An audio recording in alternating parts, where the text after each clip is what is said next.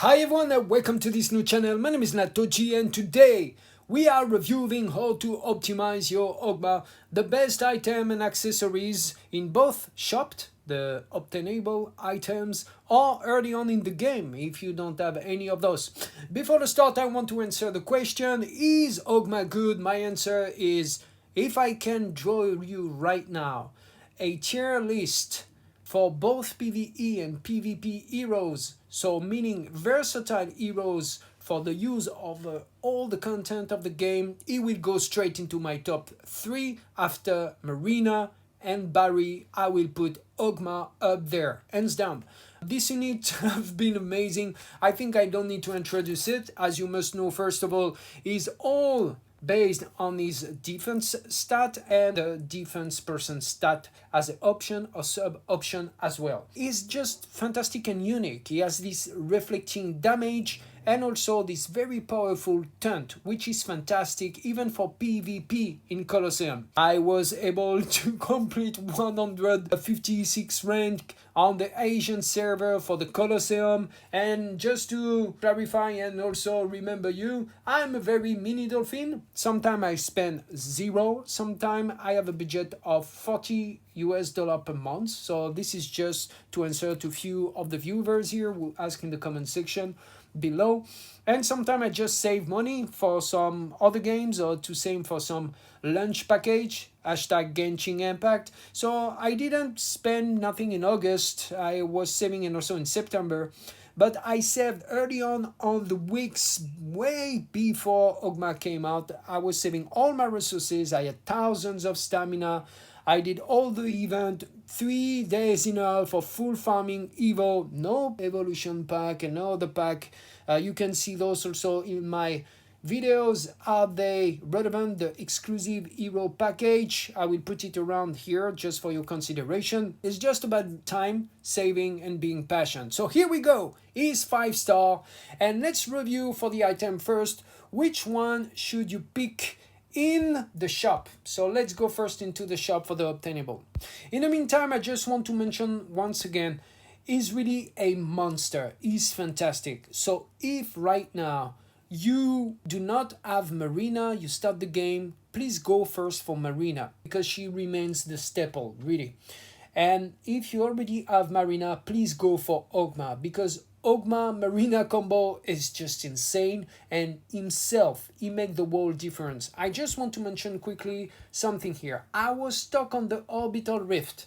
So here, when I was starting to grind last week, when I get my hands on OGMA, second pull by the way, I have the video of that, but I didn't want it to do just a cheap, salty, my pull, second pull. I was stuck here on the floor, and as you can see here, my team, my Barry was only level 69 at that point. My Marina remains 66. I don't have any limit broken yet unit, can you imagine that? And there, I was able with OGMA 4 stars to break through the 225th floor, which is a pretty hard one, guy. Normally you need Craig or Marina, limit broken to be able to do. And I was able to climb up to 275 floor. I record all of that pretty easy before I 5-star him.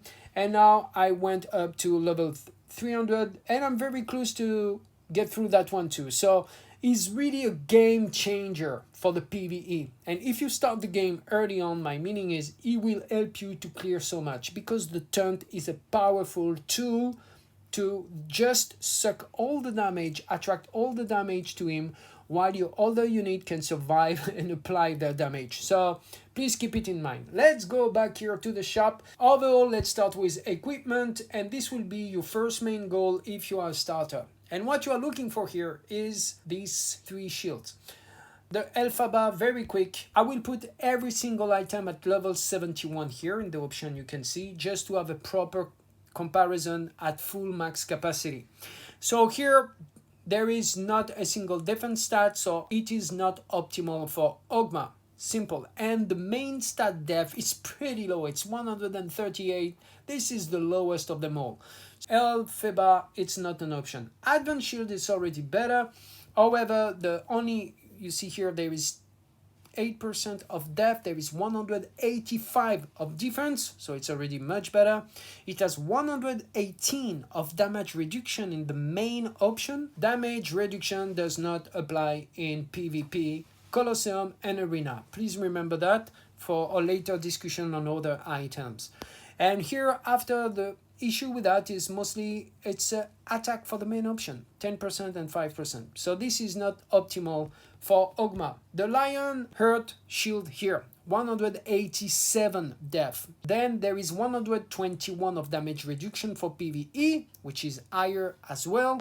If you limit broken, you have HP 5%, pretty good. HP is good, of course, on OGMA.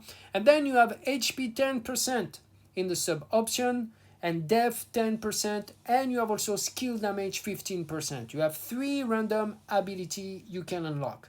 So this actually is the most better choice in terms of def staff here for OGMA. Now let's switch to the battle medal. Battle medal, once again, is going to take you a long time, right? And because it takes a long time, usually the recommendation, I did the Camazon guide, by the way. If you have no idea, you still totally lost in your Camazon, what to buy, where to get your freebies, I have a Camazon guide. I will put it in the description below and around here in the screen for you. But the main point here is, first you want to buy exclusive with your battle medal, because for 200 more you can get those nice accessories here, the Mad Panda brush or the Minotaur necklace.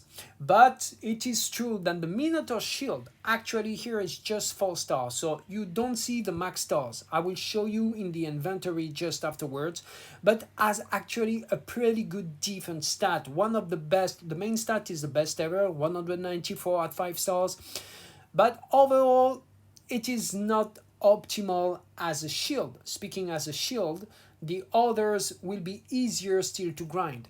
Some Korean players, Chinese players who went into the game well a lot and wanted to get very quick and have some shield on the tank, they used this because they were able to grind every single day, arena, being on time, doing Colosseum every single time. So they grind this Minotaur shield, which you can see from time to time. But once again, now you have the option to buy exclusive, which has slightly more options, more versatile for the use. So here, if you go for accessories, which are not optimal, but there is 2 accessories. And it's a difficult answer for OGMA for the simple reason is Minotaur is a versatile here accessories, which is for PvP and PvE, and for any type of hero it can suit well. While the Panda, it's perfect for OGMA, it's totally fully optimized, but it's really a PvE centric item. The simple reason why is here you can see the main option, 1 slot is taken with damage reduction, and damage reduction does not apply in PvP, Colosseum and Arena. That's why most of the players go for the Minotaurus.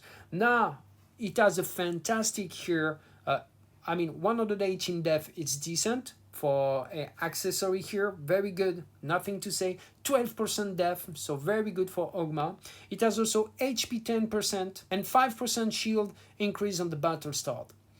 But it has no weapon regen skill, for example. The skill, of course, damage input, it's very low.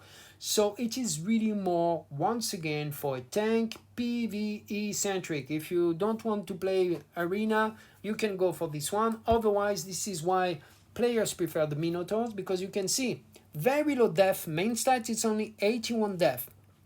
It has 10% though defense, so it still have some sustain. The HP also 10%. It have weapon skill regen 10%, skill damage 15%, the crit chance 2%, and here below you have also the maximum here of 1 ability, which is any elemental type attack. So for example, mine, the first one when I buy it with my 600 medal was a basic type of attack, and I was lucky on the first option, Chain Stone. I got darker type like good crazy 15% I believe or more. Overall, you pick this one because you can wear it for both PvP, PvE, and most importantly, you can also switch it later on if you change heroes. For example, if I don't want to play OGMA later on, I want to build up another team of range, it can be used across any type of heroes. Hands down, it provides very good stat here. Of course, for DPS, 2% of crit chance is a little, but depending the type of team, if you're on a fire type of team with Akayuki, meaning a party buff crit chance, you know, it can make the cut. And the overall skill damage, weapon skill, and limit break by 5 will provide you attack 5% plus 18% of attack stats. This is a pretty good investment. So this is why this is the recommended choice. Otherwise, only PvE centric. For tank, for OGMA, why not? But later on, the one you want to look for end game in the Mirror Rift, this will be the Mirror Earring of Nobility. Here, this is really a dark centric item. As you can see, this is in the main option, 15% of attack, which is good. It has 102 of defense, which is slightly lower than the Panda, of course, branch. But look, you have sub option 4. You can have up to 4 of them. You have 10% def, and if you limit break, you can get this additional 7%. So you will get 17%. On the top of that, you can get the weapon skill regen speed by 12%, skill damage by 20%, and both HP also by 12%. So overall, this is the one I just start to grind because now I'm able to farm auto the latest mirror level. So I just start to grind, and this is really the accessories I'm looking for now. And I will take time, take patience, but I will grind for OGMA. Now let's go back here in the book. And if you don't have any of those, what should you wear? Well, first, the answer is simple, guys. Before to speak about the items here, the rare, the legendary, anything which has the best defense percent and defense stat. That's it, hands down. So this is just simple answer.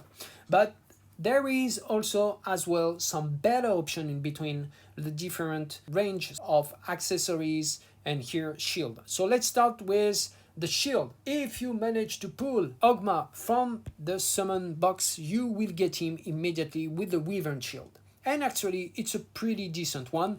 It has 10% main option as a defense and 181 defense as a main stat, which is good. And damage reduction is a little bit low at 84. Overall, this is a pretty good option. The second option, which is also nice to have, this is here. This is the Seth shield. Actually, it has 8% of def and it offers you also some HP in the sub option. It has some very good damage reduction of 142, once again for PvE. And it has a lower 158 def, but the damage reduction will make the balance. So it's still the few shield which offer you also some def stat here, some percent in the sub option. Now you have also some other consideration which are not the best really, but this is just a pretty common drop you must have in your box. Unfortunately, the Night Shield is still decent, 10% of def, which is good if you've got it max. It have also HP 10%, reduction damage 100, and the main stat 175. So here a nice option also as well, but not the best. Now let's go for the legendary ones. The legendary ones, they are almost the same. So they all offer you HP and def, and all have around 183 def, which is good, and 109, 110 of damage reduction. So overall, they are all good. But for example, the Vampire Shield has this extra of HP 15% if you are lucky. So this is an extra layer of sustain for OGMA, and still at the difference of 8%, the main stat 179, and a good damage reduction of 110. So this is actually pretty good. I'm not even speaking here about the limit break where you can get 5% more of HP, so a lot of HP here. The Ice Shield also, very nice HP pool on the bottom, just 8% on the def, It has 181 def main stat, which is good, and 120 damage reduction. Let's talk and go back just about the exclusive here. We talk about that Minotaur shield. Let's look at it at 5-star. It has the best defense stat ever, 194. That's why some Korean player went for it, Chinese player went for it very early on. When they want something fast, and they grind a lot their PvP every single day.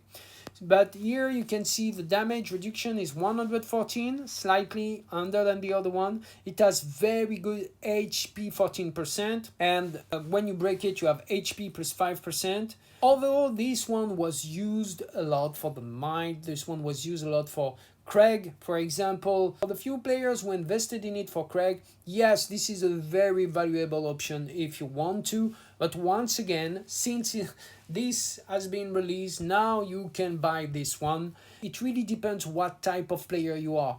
If you are really grinding a lot of arena every single day, you can clear all your refresh, etc. You can do all your arena every single day, and most importantly win, then potentially you could be able in few weeks to be able to have 5 items of the same here Minotaur shield. Now let's finish with the accessories here. So first let's speak quickly about the rare ones here, which could be the best. Number 1, the necklace of blessing. So look at that thickness, 113 def.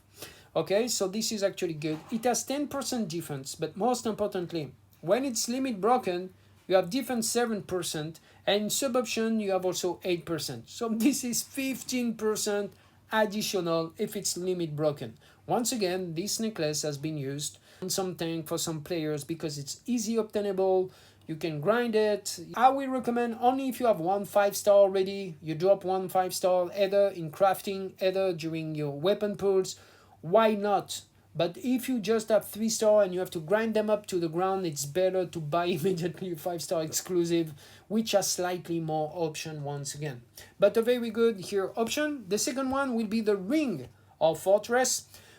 118 of defense, pretty nice here. Damage reduction for PvE 35, and same, it offers that defense 7% plus the sub option 8%, total of 15% if you grinded this one. So Ring of Fortress is very good.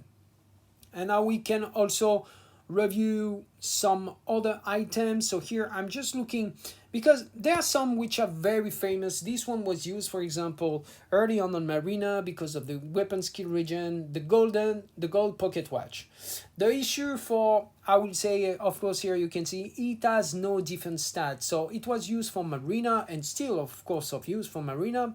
A very good here, rare accessory, I mean unique accessory, but it won't be that great for OGMA. Here now we're gonna go directly to the legendaries, and the legendaries, you saw me, I've got this one, which is the Black Crown Ring, and pretty disappointed because when they released OGMA, in the meantime no one really cared about it, but they canceled the Black Crown Ring, which was a daily attendance rewards, and I believe it was all the 2 weeks or 4 weeks, you had one for free, and they cancelled it. They say, oh, we will stop to give the specific Black Crown Ring. Now you will get a random 4 or 5 stars. So now you can get 5 stars. It's nice. It was a freebie. You got every single on a regular basis for your daily attendance.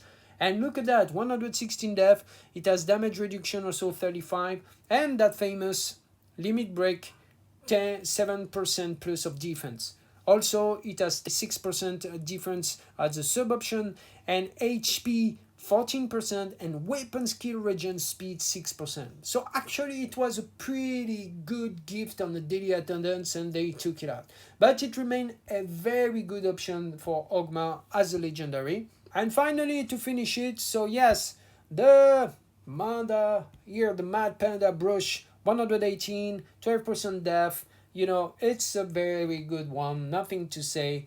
This one, the Minotaur necklace, we spoke about it. It's really not optimal at first for OGMA, but still, it provides HP 10, defense 10, and it has a little bit of crit in there, and a lot of weapon skill regen speed, some skill damage, some attack, which also on long fight and long run it makes the difference because OGMA is able to deal some little damage as well. This is something to consider. This has residual damage, of course, aside of the reflecting one. And finally, here, to me, currently, right now, one of the best, because once you limit break it, you get 7% plus 10%, 17% depth with a reasonable here main stat at 102 will be the mirror earring of nobility endgame once you're able to, grind this part of the content. So this is it for today. Once again, if you loved the video, please smash that like button. We are close to 400 subs. This will be very encouraging for this new channel. I wish you all to be safe, to be well, and until the next, cheers.